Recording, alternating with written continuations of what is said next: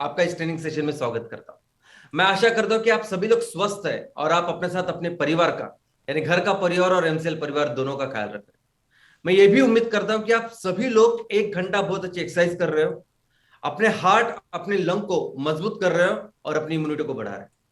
तो चलिए शुरुआत करते हैं आज के टॉपिक से। दोस्तों, आज का जो टॉपिक है, आज का टॉपिक भी एक 30-40 मिनट के वेबिनार में पूरी तरह से एक्सप्लेन करना बहुत मुश्किल है, लेकिन ये टॉपिक समझना उतना ही जरूरी है। आज हमारे परिवार के सभी जो एंटरप्रेनर है, सभी जो उद्योजक है, उनको इस बारे में मालूम होना जरूरी है, ताकि आज मैं कुछ ग्रॉस चीज आपको बताऊंगा जिसकी वजह से आप उसको समझें और उसके बारे में पढ़ाई चालू करें। दोस्तों, इकोनॉमी यानी किसी भी देश की आर्थिक स्थिति, अभी आर्थिक स्थिति यानी हमें इस हमारे देश की इकोनॉमी को आप एक परिवार की इकोनॉमी की जैसे भी देख सकते हैं। हम अगर किसी का परिवार हो और इसकी इनकम पूछनी हो तो हम लोग क्या पूछते हैं कि आपकी कितनी सैलरी है या कितना कमा लेते हैं आप महीने में। वैसे सेम होता है इकोनॉमी में। दुनिया किसी देश की इकोनॉमी यानी उस देश कितना कमाता है साल में।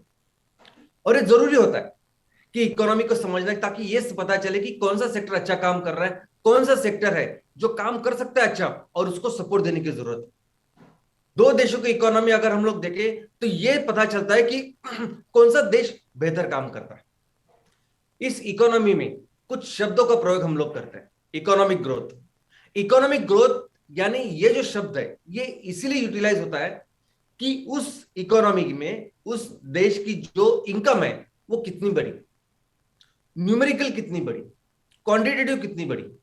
लेकिन दूसरा एक जो शब्द है उसका नाम है इकोनॉमिक डेवलपमेंट। इकोनॉमिक डेवलपमेंट में सिर्फ उनकी इनकम, उस देश की इनकम कितनी बड़ी, इसके बारे में नहीं बात करते। तो पूरी कॉम्प्रिहेंसिव उस पूरे देश की इकोनॉमी कैसे डेवलप हुई उसके बारे में बात करते हैं, जिसमें सिर्फ इकोनॉमी, जिसमें सिर्फ पैसे नहीं, तो उसके साथ सोसाइटी, उसके साथ आजू बाजू के जो इश्यूज है उसको कैसे हम लोग बेहतर करते हैं, लोगों का जीना हम लोग को कैसे बेहतर करते हैं, उसका काम होता है इस इकोनॉमिक डेवलपमेंट में। तो दोस्तों, ये नेशनल इनकम, ये किसी भी देश का इनकम कैसे हम लोग कैलकुलेट करते हैं। तो किसी भी देश में, किसी भी देश में वस्तु और सेवा जो तैयार होती है, उस वस्तु और सेवा का जो मूल्य होता है उसे हम लोग कहते हैं नेशनल इनकम। तो हमारे देश का जो नेशनल इनकम है वो, और किसी भी देश का नेशनल इनकम, वो किसी एक पर्टिकुलर पीरियड में उसका उसका मेजरमेंट होता है, उसका कैलकुलेशन होता है और वो फिर हम लोग प्रकाशित करते हैं। और इसमें दो तरह के इनकम होते हैं। एक होता है gross national product. Gross national product यानी जीएनपी यानी क्या, तो उस देश के जितने भी नागरिक हैं वो सब नागरिक मिलके जितने भी वस्तु और सेवा का तैयार करते हैं उसके मूल्य को बोलते हैं ग्रॉस नेशनल प्रोडक्ट।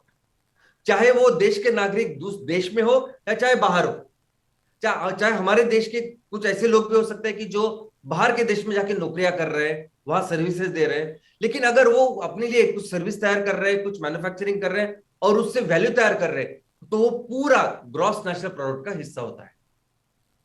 इसके दूसरे, ऐसे दूसरा जो वर्ड है वो है ग्रॉस डोमेस्टिक प्रोडक्ट यानी जीडीपी।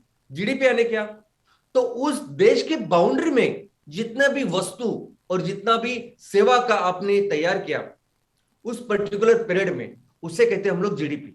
और वो पर्टिकुलर पीरियड क्या है जो पूरी दुनिया में उसको यूज करते हैं, तो वो पीरियड है 1 अप्रैल से लेके 31 मार्च तक, यानी वो पीरियड है आर्थिक वर्ष।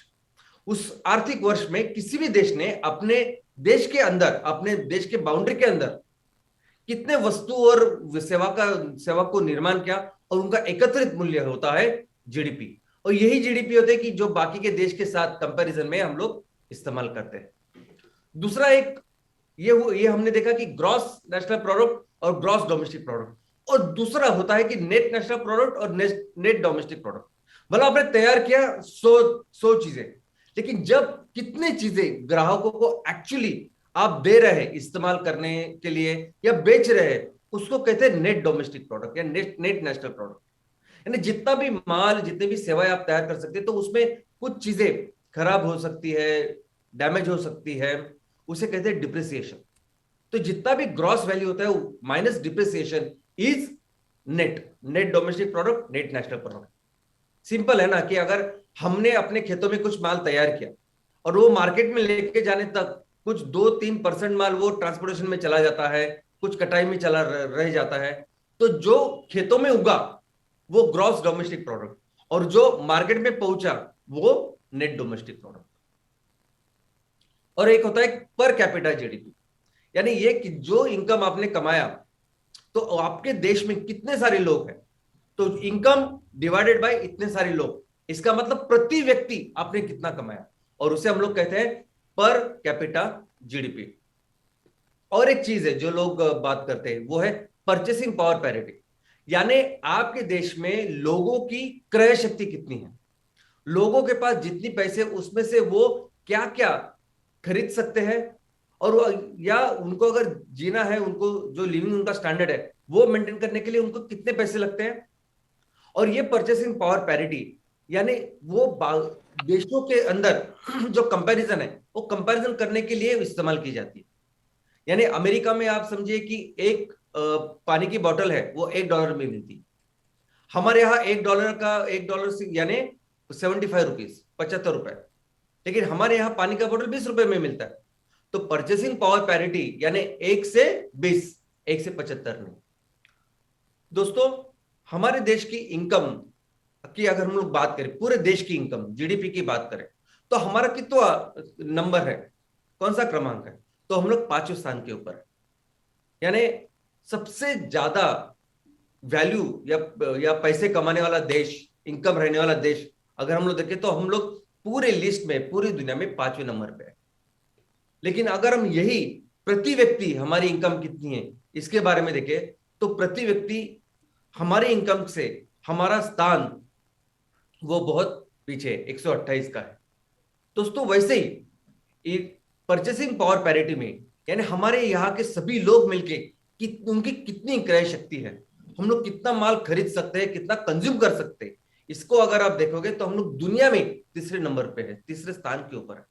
इसका मतलब पूरी दुनिया में तीसरी सबसे बड़ी मार्केट हमारा देश है। इसीलिए सभी कंपनियां आती है और यहाँ बिजनेस करने की कोशिश करती है, क्योंकि इतने सारे लोग हैं यहाँ, सभी तरह के लोग हैं, और उनका माल वो आसानी से बेच सकते हैं, इतनी कैपेसिटी हमारे देश में, और इस पे हम लोग थर्ड है। लेकिन इसके आगे जाके अभी यूनाइटेड नेशंस और पूरी दुनिया में एक पहल है। दुनिया समझते कि ये सिर्फ पैसे कमाना ये डेवलपमेंट का इंडेक्स नहीं है। तो अगर विकास को पूरी तरह अच्छी तरह से देखें तो वहां के लोग कैसे हैं, वो कैसे जीते हैं, ये भी समझना बहुत जरूरी है। तो इसलिए जीडीपी से बेहतर जो इंडेक्स है उसको समझा जाता है ह्यूमन डेवलपमेंट इंडेक्स, यानी HDI।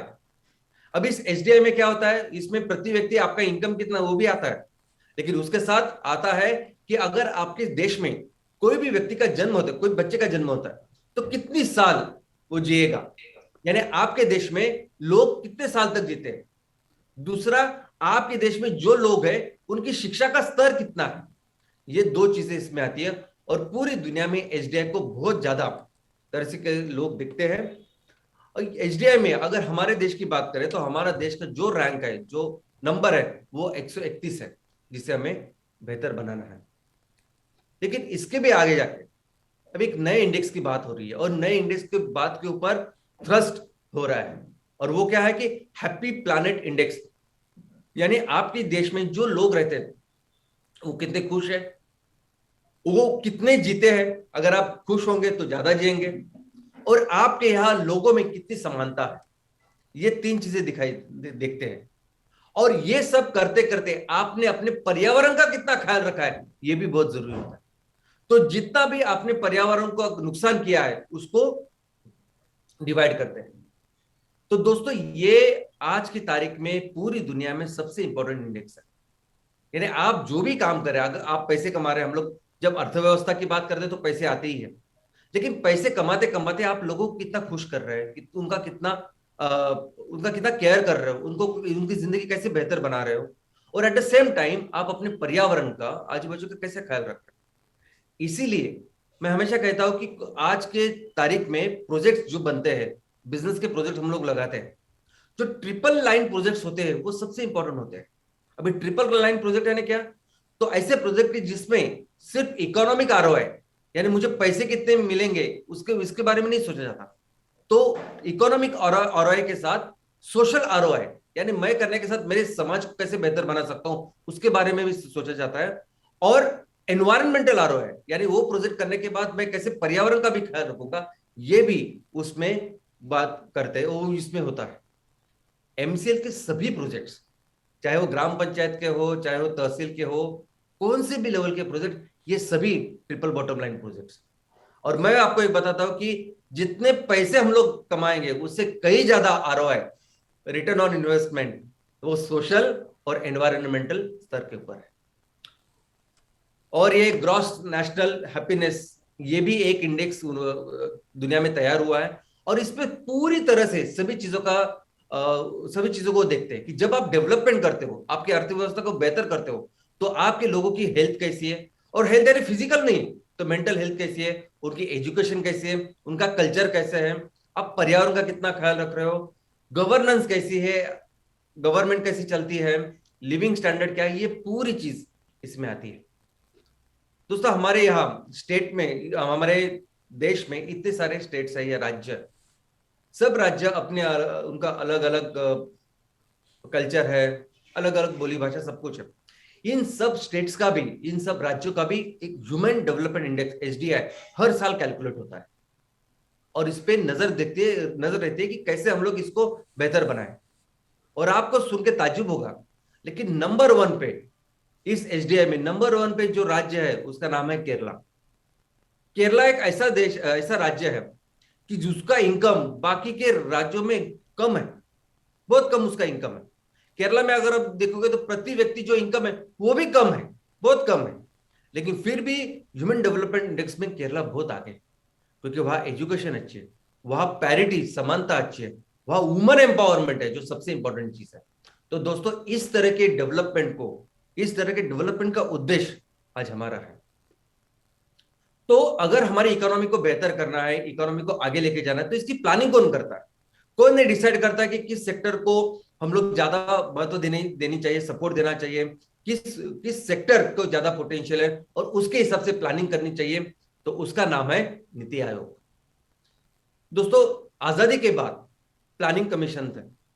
प्लानिंग कमीशन हर 5 साल के लिए एक पंचवार्षिक योजना बनाती थी, और हमने अभी तक ऐसे 13 पंचवार्षिक योजना देखी। 2015 के बाद अभी यही काम नीति आयोग कर रही है। और इस नीति आयोग ने एक 15 साल का डॉक्यूमेंट बनाया भारत के लिए, विजन डॉक्यूमेंट, 2017-18 से लेके 2032-33 तक। ये 15 सालों में हमारा भारत देश कहा जा सकता है, उसका विजन क्या हो सकता है, इकोनॉमी कैसे हम लोग बेहतर कर सकते हैं, और उसके लिए क्या क्या काम करने चाहिए, उसका एक विजन हमने तैयार किया है। और उसके हिसाब से जो भी अभी स्कीम्स, नई नई योजना आ रही है, जो भी नए नए बदलाव हो रहे हैं, इस विजन डॉक्यूमेंट के हिसाब से हमारे माननीय पंतप्रधान इसके चेयरमैन होते हैं। और पहला जो प्लानिंग कमीशन था उसमें भी जो चेयरमैन थे वो माननीय पंतप्रधान ही थे। अभी कैसे इनकम तैयार होती है, जैसे हम लोग पूछते हैं ना कि आपकी मंथ की कितनी सैलरी, सॉरी मंथ, आपके परिवार का कितना इनकम है। तो परिवार में कौन कैसे इनकम कमाता है? तो परिवार में कोई नौकरी करता है, या कोई बिजनेस करता है, किसी की दुकान होती है, कोई बिजनेस करता है तो कोई किसी चीज का उत्पादन करता है, नहीं तो कोई डॉक्टर, इंजीनियर, सॉरी लॉयर वगैरह होते हैं जो अपनी सर्विसेज देते हैं। तो इस तरह से किसी भी परिवार का इनकम जुटता है। वैसे हमारे देश का जब इनकम हम लोग उसकी बात करते हैं तो 3 डिफरेंट सेक्टर्स है जिसकी वजह से हम हमारा भी इनकम जनरेट होता है। आइए देखते हैं इस सेक्टर्स को। पहला जो सेक्टर है वो है प्राइमरी सेक्टर। प्राइमरी सेक्टर यानी वो सब सेक्टर, वो सब बिजनेसेस, वो सब इकोनॉमिक एक्टिविटी जो जो नेचुरल रिसोर्सेस है उससे लग के होती है। ये कुदरत में जितने भी नेचुरल रिसोर्सेस डायरेक्ट है, उससे डायरेक्ट जो भी इकोनॉमिक एक्टिविटीज हम लोग करते हैं उसे हम लोग कह सकते हैं प्राइमरी सेक्टर। अभी इस प्राइमरी सेक्टर में नंबर 1 जो चीज है वो कृषि। और कृषि में सिर्फ कृषि यानी खेती नहीं है, तो उसके साथ पशुपालन, मच्छी पालन, ये सभी चीज, जो भी चीज कृषि से होती है, खेती से होती है, वो सभी चीज इसमें होती है। और उसके साथ आते हैं माइनिंग। दूसरा है सेकेंडरी सेक्टर। सेकेंडरी सेक्टर यानी पूरी जो सभी इंडस्ट्रीज है, मैन्युफैक्चरिंग है, वो इसमें आती है। सभी तरह के manufacturing, oil and gas, fertiliser, construction, ये सब कुछ इस सेकेंडरी सेक्टर में आता है। और थर्ड सेक्टर जो है वो है टर्शरी सेक्टर यानी सर्विस सेक्टर। अभी सर्विस सेक्टर ये इसका बहुत बड़ा कंट्रीब्यूशन है। सर्विस सेक्टर में हम समझ सकते हैं कि ये पूरा हेल्थ केयर, पूरा बैंकिंग सिस्टम, पूरा हमारा ट्रांसपोर्टेशन जो भी हम लोग देखते हैं, हम लोग दुकानों में जाते हैं, ये पूरा रिटेल सेक्शन, पूरी जो सेवा है, जो वकील, जो कोई भी एक्सपर्ट हमको देते हैं, ये टूरिज्म, ये सब कुछ आता है सर्विस सेक्टर में। और हमारी जो इनकम है, पूरे देश की इनकम, इस देश के इनकम में सभी सेक्टर्स का क्या क्या कंट्रीब्यूशन है, तो हम लोग देख सकते हैं कि जो प्राइमरी सेक्टर है, फर्स्ट सेक्टर है, उसका 20% कंट्रीब्यूशन है। जो सेकेंडरी, जो इंडस्ट्रीज का सेक्टर है, उसका लगभग 26% कंट्रीब्यूशन है। और जो सर्विस सेक्टर है, जिसमें सर्विसेज हम लोग देते हैं, वो ऑलमोस्ट 54% इतना से उतना उसका कंट्रीब्यूशन है। तो चलिए शुरुआत करते हैं एग्रीकल्चर से। दोस्तों, एग्रीकल्चर यानी प्राइमरी सेक्टर, ये सबसे इंपॉर्टेंट सेक्टर है हमारी इकोनॉमी के लिए। मैं हमेशा कहता हूं कि हजारों सालों तक हमारी इकोनॉमी, हमारी अर्थव्यवस्था पूरी दुनिया की नंबर 1 अर्थव्यवस्था। हमारी अर्थव्यवस्था थी कि जहां पूरी दुनिया का जितना इनकम था ना, 30% से ज्यादा इनकम हम हमारे से आता है, हमारे देश से आता था। और इसका एक ही कारण था, और वो था कृषि, वो था खेती। और इस खेती से रिलेटेड सब कुछ, यानी पशुपालन, मच्छी पालन, और जो कुछ सब कुछ आता है, ये सब चीजें इस एग्रीकल्चर में आती। इतना बड़ा ये। और अगर आप अंग्रेजों के बारे में भी देखेंगे, तो अंग्रेजों ने 400 साढ़े 400 साल क्या किया, तो उन्होंने खेती के ऊपर ही फोकस किया। उन्होंने खेती के ऊपर ही वो रॉ मटेरियल तैयार किया, जो रॉ मटेरियल वो अपने फैक्ट्रियों में लेके गए। उन्होंने देखा, चाहे वो चाय कॉफी से लेके कॉटन हो, चाहे वो इंडिगो इंक हो, जो भी चीज है उन्होंने यहां से लेके वहां गई। उन्होंने पूरा चीज, उनके दिनों में भी हमारी जो अर्थव्यवस्था थी वो फोकस थी एग्रीकल्चर के ऊपर। अभी जैसे आजादी मिली, आजादी मिलने के बाद हम लोगों ने समझा कि नहीं, हमें इंडस्ट्रीज भी डालनी चाहिए। लेकिन फिर भी आज भी सबसे इंपॉर्टेंट चीज अगर हमारी इकोनॉमी में कुछ है, तो वो है एग्रीकल्चर। दोस्तों, इन सारे सालों में, यानी आजादी इसके बाद इतने सारे सालों में, जितने भी पंचवार्षिक योजना हमने किए, जितने भी बजट हमने किए, जिस पंचवार्षिक योजना में जिस साल में हमें अच्छी खेती हुई, कि अच्छी कृषि हुई, उन दिनों हमारा पूरा ओवरऑल जो पूरा इकोनॉमी था वो बेहतर बनता है। तो हमारा खुद का अनुभव है कि भले कितने भी सेक्टर हो, लेकिन जहां जहां जब जब हमने कृषि में अच्छा काम किया, हमारी पूरी इकोनॉमी बेहतर बनी है। और इसके बहुत सारे कारण भी है। सबसे पहले कारण जो हम लोग देख रहे हैं कि आज भी लगभग 20% जो इनकम है वो एग्रीकल्चर से, कृषि से आता है। लेकिन इससे ज्यादा महत्व यह है कि हमारे देश में जितनी आबादी है, उस आबादी से आधे से ज्यादा आबादी, 54.5%, इतने सारे जो लोग हैं उनकी रोजी रोटी आती है इस कृषि से।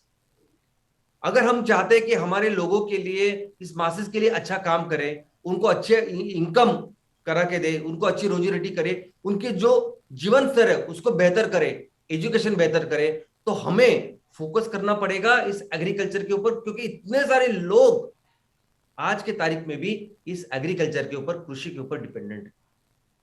इसके अलावा हम इतने सारे लोगों को, हम हमेशा कहते हैं कि भारत में लेबर फोर्स ये हमारी ताकत है, हमारे देश की ताकत है। हमारे देश में जितने भी कामगार हैं, जितने भी मजदूर है, वो पूरी दुनिया में कहीं नहीं, और ये बहुत बड़ी ताकत है जो किसी देश के पास नहीं है। लेकिन क्या आप जानते हैं, जितने भी कामगार हमारे पास है, जितने भी मजदूर हमारे पास है, उसमें से 93.4% ये जो मजदूर है वो अनऑर्गेनाइज्ड है। यानी उनके पास ना कोई रजिस्ट्रेशन है, ना उनको डिफरेंट सेक्टर है, ना कोई डिफरेंट काम है कि आपको यही काम करना है, सब कुछ नहीं है, अनऑर्गेनाइज है। और इस 93.4% जो हमारे मजदूर है, कामगार है, जो अनऑर्गेनाइज है, उसमें से 90% जो लोग है वो काम करते खेती में। तो सोचिए इतने बड़े पैमाने में ये सभी लोग जिनकी रोजी रोटी है, ये सब डिपेंडेंट है कृषि के ऊपर। लगभग 40 करोड़ ऐसे लोग हैं जो कृषि के ऊपर डिपेंडेंट है दोस्तों। इसके अलावा इतने सारे लोगों को खाना खिलाना ये बहुत डिफिकल्ट है, बहुत चैलेंजिंग चीज है। हमारे यहाँ 130 करोड़ से ज्यादा आबादी है, ये इनको खाना खिलाने का काम भी हमारा एग्रीकल्चर करती है। लेकिन इतना ही नहीं, सिर्फ खाना नहीं खिलाते हम लोग, तो इसके आगे एक्सपोर्ट करते। पूरी दुनिया में जितना भी एक्सपोर्ट होता है एग्रीकल्चर का, उसमें से 2.5% एक्सपोर्ट वर्ल्ड का हमारे कृषि करते। तो सोचिए हमारा वो जो सेक्टर है, वो इतने सारे लोगों को, आबादी को खाना तो खिलाता है, ऊपर से एक्सपोर्ट में पूरी दुनिया में 2.5% हम लोग करते हैं। इसके आगे जाके मैं आपको बोलता हूं, ये पूरी जो इंडस्ट्री है ना जो हमारे देश में, वो भी डिपेंडेंट है एग्रीकल्चर के ऊपर। कैसे? तो जिस साल में अगर 1%, 1% अगर एग्रीकल्चर में उसका आउटपुट या प्रोड्यूस बढ़ा, तो पूरी इंडस्ट्री, जितने भी इंडस्ट्री जो भी मैन्युफैक्चरिंग कर रही है, कुछ भी कर रही है, उसमें 0.5% उसमें इफाजा होता है, वो भी उसकी ग्रोथ होती है। जो भी जीडीपी है हमारे देश की, जो इनकम है, उसमें 0.7% बढ़ती है, वो इजाफा होता है। तो दोस्तों सिर्फ एग्रीकल्चर, यानी एग्रीकल्चर पे डिपेंडेंट इतनी सारी चीजें जो बढ़ती है। इसके अलावा अगर 40 करोड़ तो लोग हैं, लेकिन जो उस पर डिपेंडेंट है वो 54% है।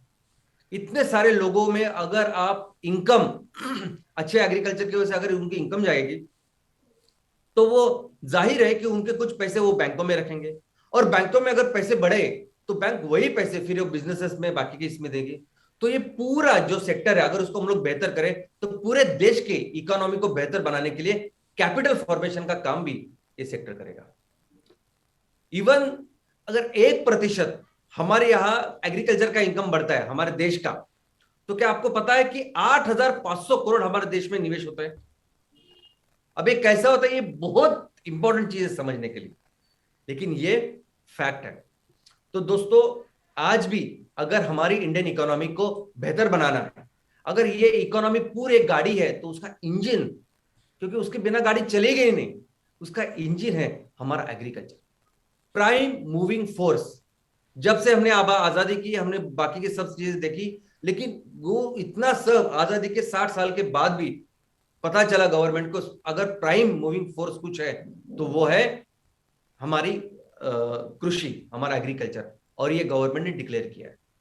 दोस्तों दूसरा जो सेक्टर है वो है इंडस्ट्री सेक्टर। इंडस्ट्री सेक्टर में वो सभी मैन्युफैक्चरिंग जिसको आप सोच सकते हैं, मैन्युफैक्चरिंग, प्रोसेसिंग, जिसमें सभी तरह के industries, manufacturing industries, oil and gas, electricity, fertiliser, construction, सब सब सब सब ये इंडस्ट्री सेक्टर में आता है।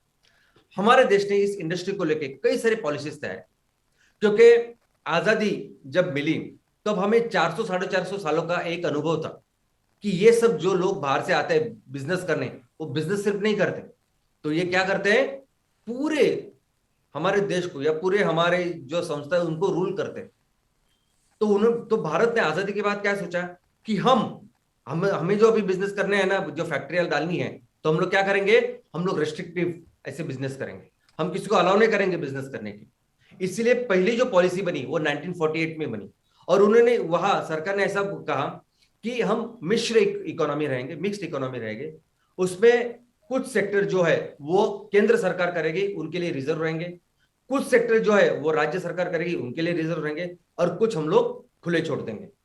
फिर दूसरी पॉलिसी आई 1956 में, क्योंकि उनको पता चला कि वो काम करने के बाद कि क्या बेहतर है, क्या करना चाहिए, क्या नहीं करना चाहिए। तो 1956 में दूसरी पॉलिसी आई तो वो सब कैटेगरी चेंज हो गई, उन्होंने कैटेगरी बदल दी। बाद में 1977 में और एक पॉलिसी आई, उसके बाद जो पॉलिसी आई वो है 1980 की। भारत को जैसे अनुभव आते गए उस तरह से उन्होंने अपने पॉलिसीज में चेंज किया और उसको बेहतर बनाने की कोशिश की। लेकिन सबसे इंपॉर्टेंट जो पॉलिसी आई उसके बाद 1980 के बाद, वो थी 1991 की पॉलिसी। दोस्तों आज हमारी इकोनॉमी जिस लेवल पे है। जैसे हम लोग आजू बाजू हमारे बिजनेसेस हो रहे हैं, जो भी आप देख रहे हैं, जो भी आप समझते हो हमारी इकोनॉमी को, जो भी इकोनॉमी आज के दिन में चल रही है, वो चल रही है सिर्फ और सिर्फ इस पॉलिसी की वजह से। ऐसा समझे कि हमारा जो आजादी बाद का जो हमारे पूरी अर्थव्यवस्था का इतिहास है, उसको दो फेज में हम लोग डाल सकते। एक इस पॉलिसी के पहले का इतिहास और इस पॉलिसी के बाद का इतिहास। इतनी गहर, इतनी इंपॉर्टेंट वाटरशेड ऐसी पॉलिसी है। और ये पॉलिसी क्यों इंपॉर्टेंट है? तो 1991 में हम लोग बहुत जबरदस्त इकोनॉमिक क्राइसिस में थे। हमारे ऊपर, इस अर्थव्यवस्था के ऊपर इतना बड़ा संकट था, आप सोच नहीं सकते। हमारे यहाँ जो उद्योग थे वो काम अच्छे कर नहीं रहे थे, और हम लोग ज्यादा से ज्यादा हमारा इंपोर्ट जो है वो बढ़ रहा था। 85 के बाद ये कंडीशन तो बहुत और वर्स वर्स होती गई। हम लोग बहुत ज्यादा बाहर से पैसा इंपोर्ट मंगाते थे, बहुत कम बाहर बेचते थे। और इसके वजह से फिर ऐसी एक सिचुएशन आ गई 1991 में कि हमारे पास पैसे ही नहीं बचे। किसी भी घर की जैसी परिस्थिति होती है ना, आप सोच नहीं सकते कि हमारे पास सिर्फ इतने पैसे थे कि हम लोग सिर्फ 3 हफ्ते का, 3 हफ्ता आगे देश चला रहे हैं हम लोग, और आगे के 3 हफ्ते के लिए सिर्फ जो पेमेंट करनी थे, सिर्फ उसके लिए पैसे थे। उसके पैसे ही नहीं थे। मूडी जो इंटरनेशनल एजेंसी, उन्होंने हमारी जो रेटिंग है वो इतनी नेगेटिव कर दी कि सभी जो इन्वेस्टर थे उन्होंने अपने अपने पैसे निकाल दिए। कुछ भी पैसे गवर्नमेंट के पास नहीं थे।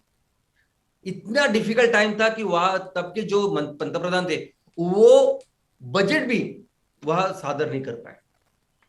एक वहां उस टाइम बजट बजट कुछ नहीं था, पैसा ही नहीं था। गवर्नमेंट पूरी तरह से कोलैप्स हो गई। चंद्रशेखर साहब, उनको जाना पड़ा। और इसी में आ गए ये दोनों दोस्तों, पीवी नरसिंह राव। जून 1991 में ये आ गए। ये पंतप्रधान करके आए, और इनके साथ जो अर्थ मंत्री थे वो थे मनमोहन सिंह जी। ये दोनों ने पहले आने के बाद जो कुछ पढ़ाई की, जो कुछ काम किया, सिर्फ 8 दिन के बाद उन्होंने प्रेस कॉन्फ्रेंस ली और पूरी दुनिया को बताया कि अभी हम लोग क्या करने वाले हैं। और उन्होंने जो किया, आज की जो पूरी इकोनॉमी है उसके रिफॉर्मर्स है ये दोनों दोस्तों। उन्होंने किया एलपीजी, यानी उदारीकरण, खाजगीकरण और जागतिकीकरण।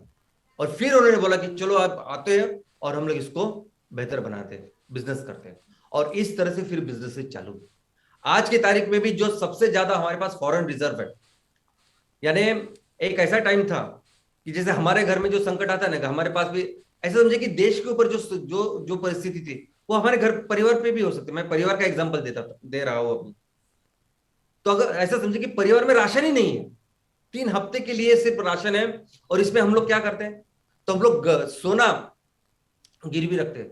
वैसा सोना हम लोगों ने गिरवी रखा था। हमारे पास बिल्कुल पैसे नहीं थे। हम लोगों ने बैंक ऑफ इंडिया, बाकी के बैंक को एयरलिफ्ट कराया सोना और गिरवी रखा था। ऐसी परिस्थिति हमारी थी। और उस परिस्थिति से लेके आज की परिस्थिति है कि हमारे पास बहुत बड़ा, हाईएस्ट एवर ऐसा रिजर्व आज हमारे पास। तो ये सब उस पॉलिसी की वजह से है। और जो सेक्टर्स अभी इंडस्ट्री में काम कर रहे हैं, उसमें से नंबर 1 जो पहला सेक्टर है वो है आयरन एंड स्टील। दुनिया में दूसरे स्थान पे हम लोग हैं। सबसे ज्यादा आयरन एंड स्टील हम लोग बनाते हैं, और आयरन एंड स्टील किसी भी इंडस्ट्री की सबसे इंपॉर्टेंट जरूरत है। और हमारे यहाँ आयरन ओर्स भी ज्यादा अच्छे मिलते हैं। लेकिन जो सबसे ज्यादा पैसा हमको दिलाता है उसका नाम है जेम्स एंड ज्वेलरी। दोस्तों, अगर आपको याद होगा तो मैंने बहुत बार कहा कि भारत अर्थव्यवस्था में हजारों साल तक नंबर 1 की इकोनॉमी थी, और ऐसे स्थान के ऊपर था कि कोई दूसरा देश था ही नहीं, ऐसा समझिए आप।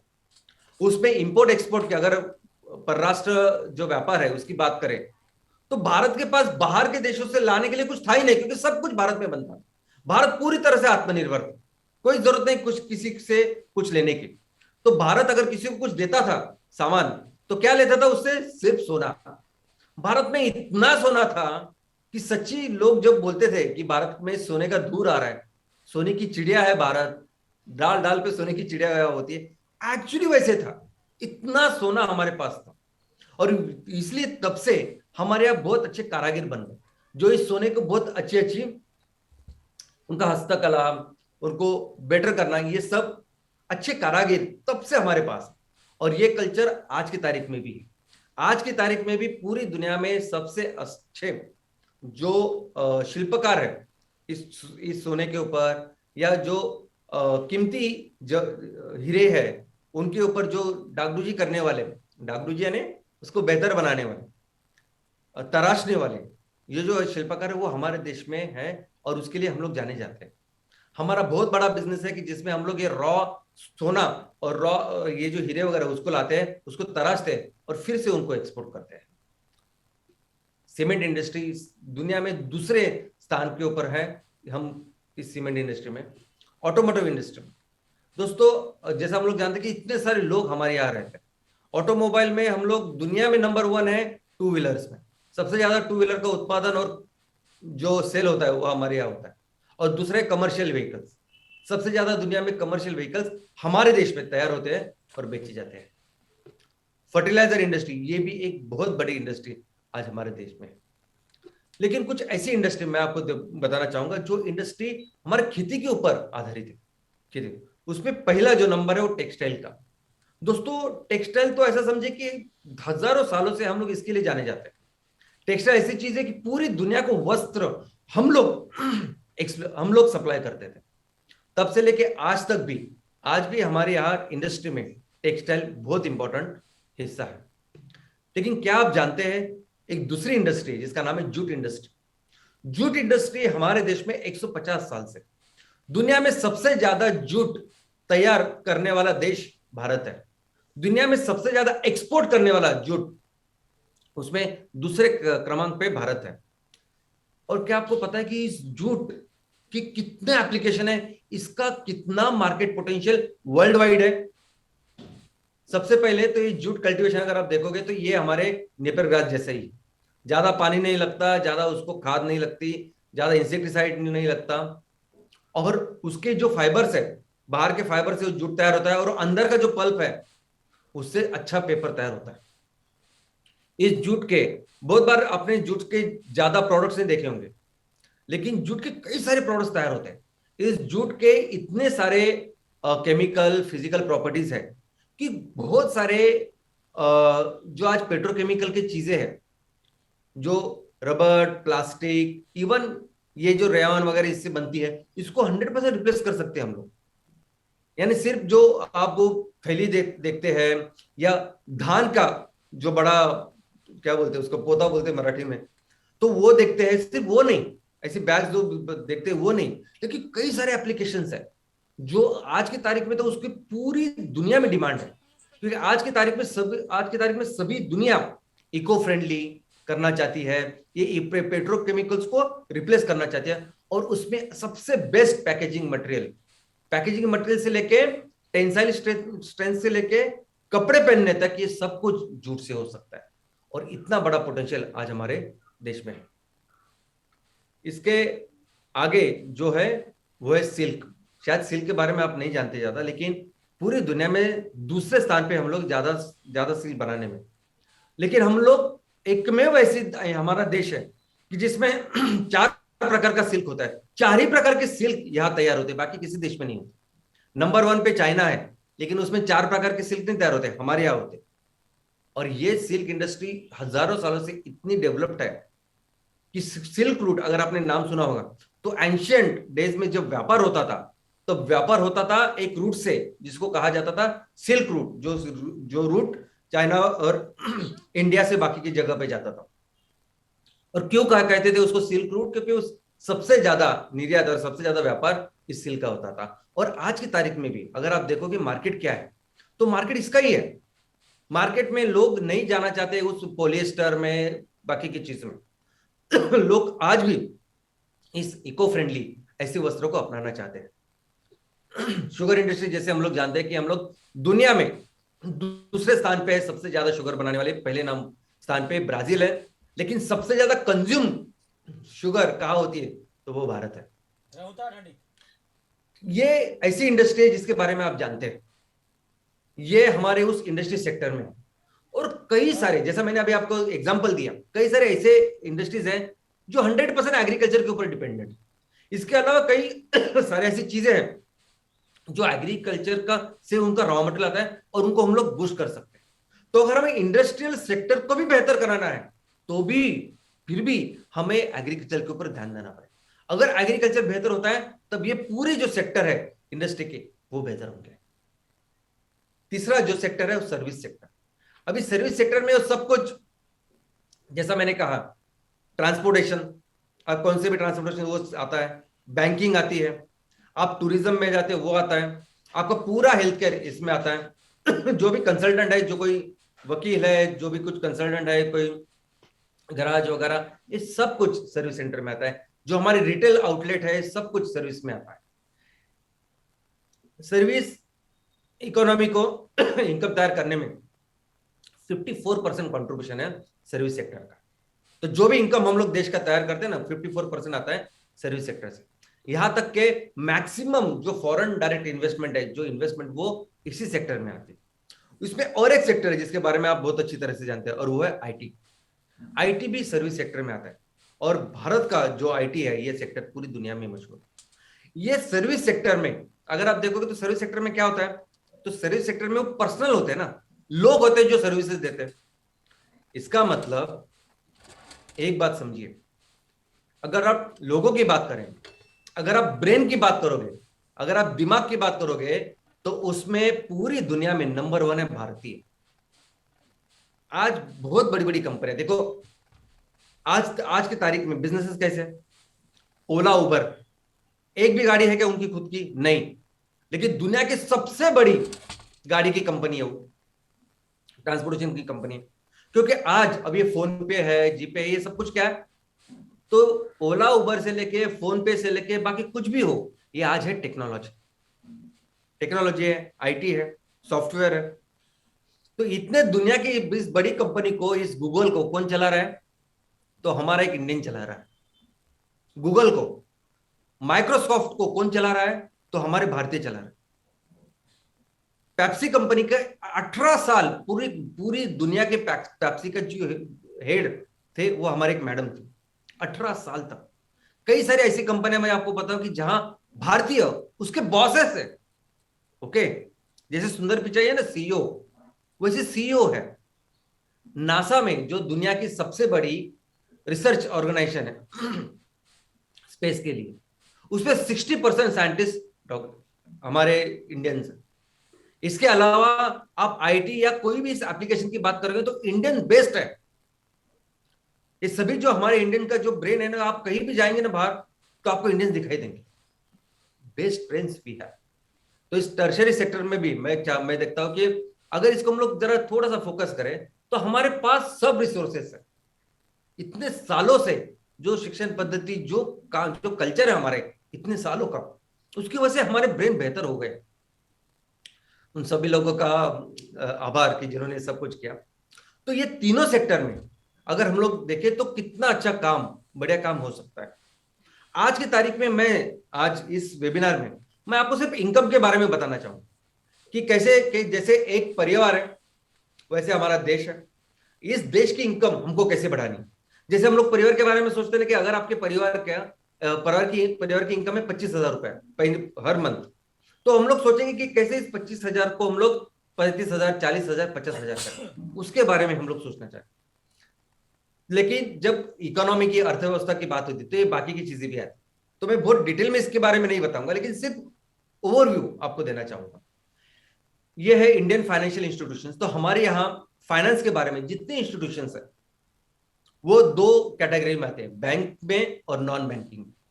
बैंक में भी commercial bank, cooperative bank, private bank, regional bank, वो सब कुछ है। और नॉन बैंकिंग फाइनेंशियल जो अगर आप देखोगे तो उसमें इंश्योरेंस, म्यूचुअल फंड, ये सब कुछ आता है। इसके अलावा जो फाइनेंशियल मार्केट है, जब पैसे रेज करने होते हैं, पैसे लगते हैं, तो उसके भी 2 प्रकार है।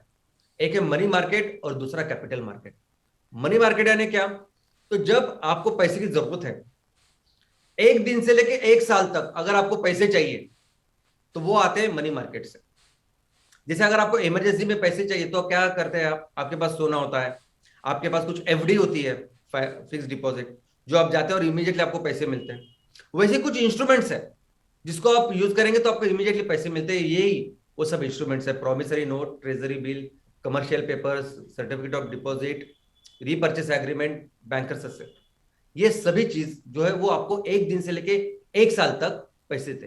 लेकिन अगर आपको उससे ज्यादा दिनों के लिए पैसे चाहिए तो है कैपिटल मार्केट। अगर आपको एक साल से ज्यादा, और इस कैपिटल मार्केट यानी क्या, शेयर्स, डिबेंचर्स। हाँ दोस्तों, ये भी दो प्रकार के, प्राइमरी और सेकेंडरी मार्केट। प्राइमरी यानी ऐसे शेयर्स, डिबेंचर्स कि जो पहली बार कोई कंपनी लेके आ रही है और आप उसको ले रहे हैं। और सेकेंडरी यानी वही जो आप ट्रेडिंग करते हैं ना, इंट्राडे ट्रेडिंग या बाकी कुछ ट्रेडिंग, आपके पास ऑलरेडी शेयर्स है, कंपनी पुरानी है और आप उसको ट्रेड कर रहे हैं। तो ऐसे कई सारे उसका भी एक स्ट्रक्चर है। इसके अलावा बैंकिंग सिस्टम अपने आप में एक बहुत बड़ा विषय है जिसको समझना है कि किस तरह से बैंक होते हैं, किस तरह से बैंक चलते हैं, क्या क्या तरह के बैंक होते हैं। इसके लिए एक डिफरेंट अलग वेबिनार लेना पड़ेगा। बजट, बजट एक ऐसी चीज है जो आपको थोड़ी सी समझनी, मुझे मैं आपको समझाना चाहूंगा। बजट यानी ऐसा समझिए कि आपकी 25,000 इनकम है घर की, तो इस 25,000 से कैसे हम लोग घर चलाएंगे, वो है बजट। अब ये 25,000 कहां से आते हैं? अभी अपने देश का जो बजट है, अपने देश का बजट कहां से आता है? अपने देश का बजट लगभग 34,50,000 करोड़ का है। ओके, तो वो पैसे कहां से आते हैं? तो पैसे अगर आप देखोगे तो अलग अलग टैक्सेस से उससे उससे आते हैं, लेकिन 20%, 20% पैसे आते हैं हमारे बोरोइंग एंड लायबिलिटी से। वो गलत बात है दोस्तों। हम पैसे कहाँ डालते, कहाँ खर्च करते हैं वो देखेंगे तो डिफेंस, सब्सिडी, पेंशन, एजुकेशन, ये सब सब है, हम लोग देख रहे हैं इसमें। तो ऐसा समझे कि 25,000 आपकी इनकम है महीने की, तो आप क्या करते हो? फिर आपको राशन लाना होता है, आपका अगर घर बैंक से लिया है तो उसका ईएमआई होता है, या आपका इंटरेस्ट होता है, या उसका किराया होता है, टीवी का कुछ भाड़ा हो सकता है, बच्चों का एजुकेशन है उसके लिए कुछ आने जाने का खर्चा हो सकता है, आपके पास स्कूटर होगी उसका पेट्रोल का खर्चा हो सकता है, मेड है उसका खर्चा हो सकता है। ये सब जैसे हम लोग 25,000 के बजट में करते हैं, वैसे ही हमारा पूरा देश वैसे जितनी है पैसे, जितनी जरूरत है उसमें करता है, और उसे ही हम लोग कहते हैं बजट। लेकिन आज का हमारा फोकस क्या है? आज का हमारा फोकस है कि हमारे देश की इनकम हम लोग कैसे बढ़ाएं। तो अभी देश की इनकम कहां से आती है? तो आती है इस फॉरेन ट्रेड से। कितना माल, कितना सर्विसेज तैयार कर रहे हैं, कितना लोगों को बेच रहे हो, और कितना खरीद रहे हो। आइडियली अगर आपको इनकम आपका बढ़ाना है तो आप क्या करेंगे? तो आप ज्यादा से ज्यादा माल बेचने की कोशिश करेंगे और कम खरीदोगे, तो पैसे आपके यहाँ रहेंगे। लेकिन आज की तारीख में हमारा उल्टा है, हम लोग कम पैसे का सामान बेच रहे हैं और ज्यादा पैसे का ले रहे हैं। लगभग अगर आप देखेंगे ट्रेड डेफिसिट तो हमारा कितना है, $70 बिलियन का है, यानी 5,25,000 करोड़, इतने हमारे हर साल निगेटिव माइनस में हम लोग।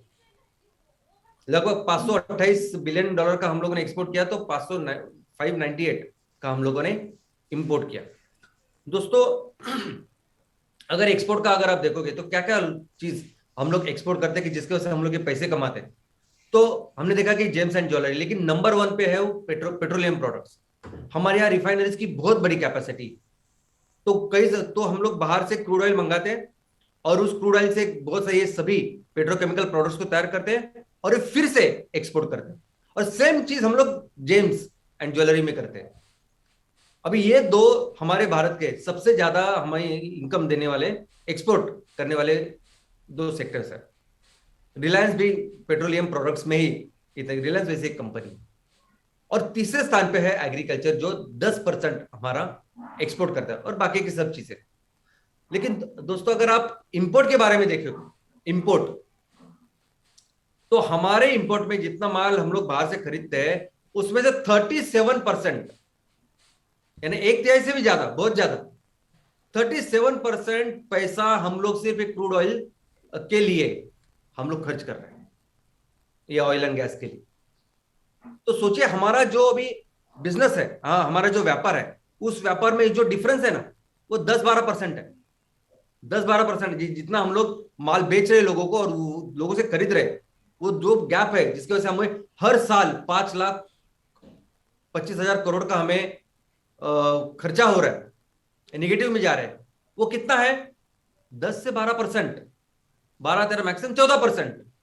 लेकिन जो इंपोर्ट हम लोग कर रहे हैं वो 37% है, तो एक बात सिर्फ सोचिए, अगर हमने ये क्रूड ऑयल या ऑयल एंड गैस अगर हमारे देश में तैयार किया तो पूरी इकोनॉमी बदल जाएगी। आप समझ रहे हैं? यानी 37 से में आप ये 10, 12, 15 कम करोगे तो भी कितने प्लस में रहेंगे हम लोग। सिर्फ एक चीज के ऊपर अगर हम लोग फोकस करें, उसको हम लोग अपने घर में बनाए, तो ये पूरी इकोनॉमी चेंज होगी। और ये घर में बनाने के लिए ये पैसे किसके पास जाने वाले? किसानों के पास जाने वाले। तो फिर से वो सब कुछ, फिर से वो कैपिटल फॉर्मेशन, फिर से वो सब कुछ वो आएगा। ये पूरा पैसा जो हम लोग किसानों को, हमारे किसानों को देंगे, वो हमारे ही देश के अर्थव्यवस्था के सर्कुलेशन में आएगा। इतना बड़ा, इतना बड़ा फर्क पड़ेगा दोस्तों। एक जब हम लोग बिजनेस कर रहे हैं ना, तो कई सारे देशों से बिजनेस करते हैं। नंबर 1 हमारा जो बिजनेस पार्टनर है वो है अमेरिका। लेकिन अमेरिका में हम लोग जो बिजनेस करते हैं ना, तो अमेरिका से जितना माल खरीदते हैं उससे ज्यादा उनको बेचते हैं। तो अमेरिका से हमारा बिजनेस पॉजिटिव है, हम लोग फायदे में है जब अमेरिका से बिजनेस कर रहे हैं। लेकिन चाइना के बाद देखिए, चाइना से देखिए आप, हम लोग अभी पिछले 10 साल का मैंने आपके सामने रखा है। आज की तारीख में हम लोग जितना माल चाइना को बेच रहे हैं ना, उससे 4 गुना चाइना हमें बेच रहे हैं। 4 गुना। चाइना हमसे कितना कमा रहा है? 16 बिलियन का माल हम लोग उसको दे रहे हैं, वो हमको $65 बिलियन का दे रहे हैं। 48 बिलियन डॉलर का वो हमसे फायदा कर रहा है हर साल। 48 बिलियन डॉलर यानी कितने? यानी ऑलमोस्ट 2 लाख, नहीं, 3,75,000 करोड़। 3,75,000 करोड़ चाइना सिर्फ इंडिया से कमा रहा है। और यही 3,75,000 करोड़ फिर वो बॉर्डर पे जाके डिफेंस में डालता है। मैं आपको बता सकता हूं कि डिफेंस में कितना बजट है सबका। चाइना का बजट हमारे बजट से 5 गुना है, क्योंकि हम लोग इतना पैसा कमा के दे रहे हैं ना उसको।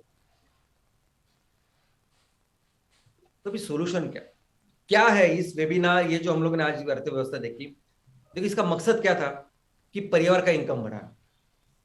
जैसा मैंने कहा कि 25,000 के परिवार का अगर हमें 40,000, 50,000 तक लेके जाना तो क्या करना है। लेकिन अब वैसे ही देश की जब बात है, तो देश का अगर इनकम बढ़ाना है, देश का अगर जीडीपी बढ़ाना है, तो क्या करना पड़ेगा? तो इसके पास एक ही सोल्यूशन, एक ही है जो इसको बदल देगा और काम करेगा, और वो है हमारा किसान। ये एक ही आदमी है, बस इसके हाथ हमें मजबूत करने। ये आदमी ऐसा है ना कि अपने देश को फिर से उस जगह लेके जा सकता है। ये निगेटिव वगैरह तो छोड़ ही दीजिए आप, इस आदमी में इतनी कैपेबिलिटी है कि जो हमारे देश को अपनी पूरी दुनिया की सबसे बड़ी अर्थव्यवस्था बना सकता है, और वो है हमारे किसान। दोस्तों, आज जिस ऑयल एंड गैस की बात कर रहे हैं हम लोग, ये बाहर से, ये इंपोर्ट, ये ऐसे शिप है जो एलएनजी हमको दे रहे हैं। इससे ही एलएनजी आता है, फिर वो सीएनजी में कन्वर्ट होता है, ऐसा सब कुछ होता है। लेकिन सोचिए, ये सिर्फ उस 37% की बात नहीं है। अरे हमारा पोटेंशियल क्या है? हमारा पोटेंशियल ये है कि पूरी दुनिया को ऐसे जहाज हम लोग दे सकते हैं। हम लोग ऑयल एंड गैस, और वो ऑयल एंड गैस जो पूरी दुनिया का ख्याल रखा, जो कंपलसरी है। बाकी के ऑयल एंड गैस आप नहीं इस्तेमाल कर सकते, वो कर रहे हैं क्योंकि दूसरा चारा नहीं है, दूसरा ऑप्शन नहीं है। जब तक हम लोग ये ऑप्शन क्रिएट नहीं करते, तब तक लोगों के पास ऑप्शन नहीं है। लेकिन एक बार हम लोगों ने ऑप्शन किया तो लोग 100% इसके पास जाएंगे। और हमारा पोटेंशियल है कि पूरी दुनिया को 15 से 20% तक हम लोग ऑयल एंड गैस दे सकते। दोस्तों सोचिए ना, दुनिया में सऊदी अरेबिया नंबर 1 एक्सपोर्टर है ऑयल एंड गैस का। 15 से 17% वो एक्सपोर्ट करता है। और देखो, दुनिया का सबसे अमीर देश है ना, उसमें सऊदी अरेबिया है। पहले पहले जो 10 देश है सबसे अमीर, 6वें नंबर पे है सऊदी अरेबिया। और ये सऊदी अरेबिया, इसका देश, अभी ये देख रहे हो ना, उसकी सिटी है, एक भी पेड़ नजर आ रहा है आपको? पूरा रेगिस्तान है, फिर भी दुनिया की अमीर, सबसे अमीर देश है वो। सोचो इंडिया, हमारा देश क्या कर सकता है। दूसरा, ऑर्गेनिक फर्टिलाइजर। अरे आप एकदम हाईटेक खेती करो ना, एकदम हाईटेक करो, वो हाइड्रोपोनिक, ये वो सब कुछ करो। लेकिन उस खेती, जब आप खेती करोगे तो आपको खाद तो लगेगी। वो जो पेड़ उगेंगे उसको खाना तो लगेगा ना। कहाँ देंगे, क्या करेंगे आप उसको? और उस खाने को आप बार बार वो कैंसरस, वो जो केमिकल फर्टिलाइजर, वो नहीं दे सकते जो उस क्रूड ऑयल से मंगा रहे हैं आप, क्योंकि उससे कैंसर इतना फैल रहा है कि जो लोग इतना हाईटेक सब कर रहे हैं ना, उस सबसे ज्यादा कैंसर से लोग वहां मर रहे हैं। हम पूरी दुनिया को, इसमें तो ऑर्गेनिक फर्टिलाइजर में पूरी दुनिया को 100% फर्टिलाइजर दे सकते हैं। इतनी कैपेबिलिटी आज भारत में। और इसके आगे जाके फूड एंड फूड प्रोडक्ट्स, यानी आप सोच नहीं सकते बाहर के देशों में वेज ज्यादा महंगा है, नॉनवेज सस्ता है, क्योंकि उनके यहां बनता ही नहीं ना, उनके यहां होता ही नहीं है, और उनके यहां उपलब्ध ही नहीं होता, मिलता ही नहीं। हम लोग हमारा ये सब कुछ जैसे कि वैसे अगर आप पैक करके हम लोग प्रॉपरली बेचे, 100% ऑर्गेनिक, नो केमिकल्स, पूरी दुनिया में बेच सकते हैं। और शायद आपको पता नहीं कि कितना बड़ा मार्केट, कितनी बड़ी इंडस्ट्री सिर्फ ये है। और एमसील इको फ्रेंडली प्रोडक्ट, मैं हमेशा बोलता हूं ना कि ये तीसरा बहुत बड़ी कैटेगरी है। और इस कैटेगरी में ऑल ये सब पेट्रोकेमिकल चीज पूरे पर्यावरण को खराब किया। ये कोरोना वहां से ही आया, पेट्रोकेमिकल की वजह से कोरोना आया। जो भी इन्फेक्शियस डिसीज आ रहे हैं नए नए, ये सब इस पेट्रोकेमिकल के वजह से है। दोस्तों, ये सभी पेट्रोकेमिकल को 100% रिप्लेस करने वाले प्रोडक्ट्स हम लोग बना सकते हैं। आज मैंने जिसका एग्जांपल दिया आपको, जूट, आपको पता है जूट के कितने एप्लीकेशंस है। इस जूट इंडस्ट्री को भी अगर हम लोग फोकस करें, जो हमारे यहां 150 साल से हम लोग कर रहे हैं, इतना बड़ा मार्केट है पूरी दुनिया में, रेडी है लोग इसको खरीदने के लिए। तो सिर्फ इंपोर्ट सब्स्टिट्यूशन की बात नहीं कि हम लोग अपना वो 30 हम लोग कि हम लोग खुद को आत्मनिर्भर करेंगे ऑयल एंड गैस में, उसकी बात नहीं है। बात है पोटेंशियल की, क्या कर सकते हैं हम लोग, क्या हमारे पास पोटेंशियल है। बात है कि हम अपने देश का इनकम कितना बढ़ा सकते हैं, बहुत बढ़ा सकते हैं, और एक ही आदमी बढ़ा सकता है। देखो, आप कुछ भी बाकी की हाईटेक की बात करो, आपको लगेगा कि अभी टेक्नोलॉजी इतनी बढ़ गई, इंडस्ट्रीज इतनी बड़ी बड़ी आ रही है, कंपनी ऐसी आ रही है, आर्टिफिशियल इंटेलिजेंस आ रहा है, ऐसा आ रहा है, वैसा आ रहा है, आप वो सब अलग एक तरफ है और ये एक तरफ है। ये बेसिक है। आज की तारीख में भी अगर भारत को सबसे बड़ी इकोनॉमी बनाना है, भारत की स्थिति बेटर करनी है, तो एक ही आदमी करेगा, एक ही राजा करेगा, और ये वो राजा है। दोस्तों, अगर हमें सबकी इनकम भी उड़ानी है तो भी ये करेगा। लोग कहते हैं कि कौन सी इकोनॉमी आगे जाएगी। लोग अब पूरी दुनिया में अभी ये लोग ऐसे प्रेडिक्ट करते हैं कि 2028 तक ये चाइना अमेरिका को भी पीछे छोड़ देगा, उसको ओवरटेक करेगा और आगे निकल जाए। बाकी रशिया भी है, वो भी कुछ तो कर रहा है, ऐसा सही बात है। और ये पूरे डिस्कशन में भारत तो कहीं है ही नहीं। अब देखिए, इकोनॉमिक फोरम में ये सब जो इकोनॉमी अभी बढ़ रही है, जिस स्पीड से बढ़ रही है, जैसे बढ़ रही है, और हम लोग भी देख रहे हैं हमारे भारत में भी कौन आके धंधा करते, तो ये लोग करते हैं। तो भारत इसमें नाम नहीं, लेकिन लेकिन भारत का पोटेंशियल क्या है ये हम लोग जानते हैं। दोस्तों, एमसीएल जो काम कर रही है ना, एमसीएल इसीलिए काम कर रहे हैं। आज हमारे पास ऐसा पोटेंशियल है कि हम लोग ये सोच भी नहीं सकते, ये कोई भी इकोनॉमी पास भी नहीं आ सकती हमारे, इतने आगे निकल जा सकते हैं हम लोग। ये हजारों सालों तक क्यों हम लोग नंबर 1 इकोनॉमी थे, हजारों सालों तक, हजारों सालों तक क्यों 30% से ज्यादा जीडीपी सिर्फ भारत का था। वो इसीलिए क्योंकि जिस प्रोडक्ट्स की आज हम लोग बात कर रहे हैं ना, वो प्रोडक्ट्स, वो माल भारत ने हजारों साल पूरी दुनिया को बेचा है। और वो सस्टेनेबल प्रोडक्ट्स, वही अभी पिछले 150-200 सालों में इस क्रूड ऑयल ने, इस केमिकल से सब प्रॉब्लम किया। अभी दोनों दुनिया को पता चल गया कि अब यही काम, अगर जिंदा रहना है तो यही काम करना पड़ेगा। और इसीलिए आगे वाले दिनों में भी ये जो सस्टेनेबल प्रोडक्ट ज्यादा से ज्यादा तैयार करके ज्यादा से ज्यादा बेचने की क्षमता अगर किसमें है तो वो भारत में। और ये काम करेगी एमसीएल। एमसीएल जिस तरह से भी बिजनेसेस कर रही है, एमसीएल अपने देश को फिर से सुजलाम सुफलाम बनाएगी। आप सभी लोग जो काम कर रहे हो, सभी लोग, सभी हमारे एमवीपी, सभी हमारे एमपी ओनर, एमबीएस, सभी हमारे चैनल पार्टनर, सभी लोग जो काम कर रहे हैं, मिलके हम लोग अपने देश को फिर से सुजलाम सुफलाम बनाएंगे। तो मैं आशा करता हूं कि बहुत जल्दी हम लोग ये नजारा बदले, बहुत जल्दी ये प्रोजेक्ट्स लगाएं और अपने देश को वहां तक लेके जाए। धन्यवाद। Thank you.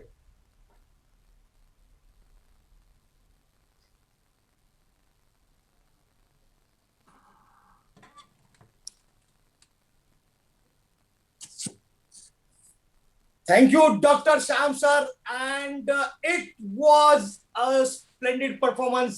क्या एक्सप्लेनेशन दिया है दोस्तों। एक जटिल विषय, इकोनॉमिक सर्वे, इस विषय को किस प्रकार से